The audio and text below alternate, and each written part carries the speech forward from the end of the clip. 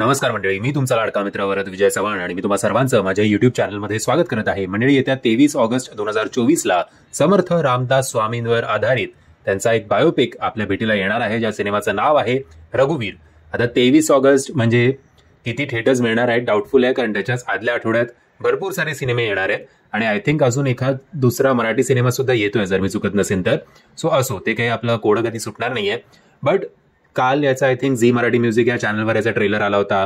आज दुपारी राजश्री मराठी या चॅनलवर आला होता. आता राजश्री मराठीवर हा ट्रेलर अपलोड होऊन 2-3 तास झालेले आहेत, पण एवढं असून सुद्धा म्हणजे एरवी या चॅनलवर ज्याचे 4.9 मिलियन सबस्क्रायबर्स आहेत, तेव्हा समजा चंद्रकला अशा टाईपचे कुठले जेव्हा सिनेमांचा ट्रेलर येतो तेव्हा 2-3 तासात त्याचं लाखांमध्ये व्ह्यूज गेलेले असतात. बट रघुवीर समर्थांवर आधारित असलेल्या सिनेमाचे व्ह्यू त्यापर्यंत तरी आहेत फक्त 2700.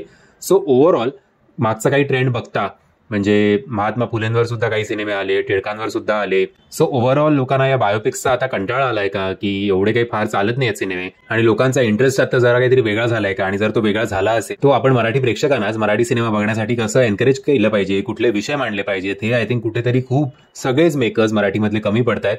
आय थिंक सगळ्यांनी स्वतःच्या प्रेमातनं बाहेर पडावं आणि प्रेक्षकांची नाडी काय आहे ती तपासावी. असो, coming back to the trailer. So रघुवीर हा ट्रेलर जो आहे तो बऱ्यापैकी चांगला झालेला आहे.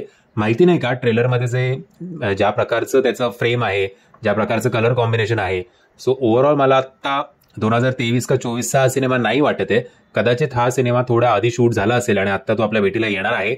बट प्लेन सिम्पल साधी स्टोरी आपल्या भेटीला, मतलब फार असे कॅमेरा अँगल्स, असं साधी स्टोरी मध्ये त्या अर्थी नाही, कॅमेरा अँगल्स आणि VFX आणि असं काही याच्या फंदात पडू नका.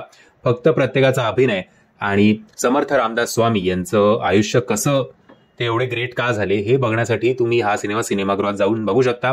बाकी लोकेशन असतील, कॉस्ट्युम्स असतील, त्या वेळेचं डिटेलिंग करणं आत्ताच्या काळात, खास करून जर आपलं बजेट कमी असेल मराठी सिनेमांचं, तर ते डिटेलिंग करणं खूप कठीण जातं. पण त्या सगळ्या गोष्टींबद्दल टिकमार्क आहे आणि बॅकग्राऊंड म्युझिक सुद्धा चांगलं आहे. अभिनय तर प्रत्येकाचा चांगला असणारच आहे, विक्रम गायकवाड सुद्धा चांगले दिसत आहेत.